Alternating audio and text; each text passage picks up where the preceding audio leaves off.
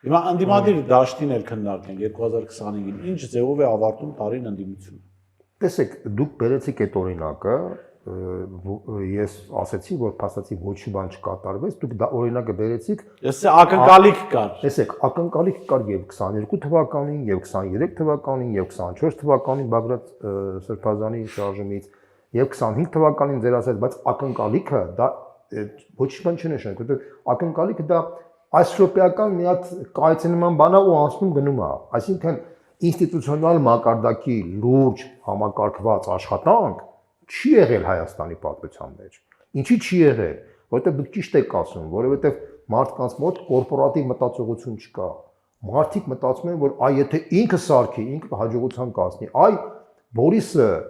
չի հասնում, որովհետև Բորիսը վատնա կամ բան չի, այ որ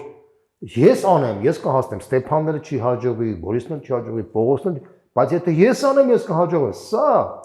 ոնց քեզ ասեմ, էլի, դա ողբերգություն է այդ մտածողությունը։ Դա գավառական մտածողություն է։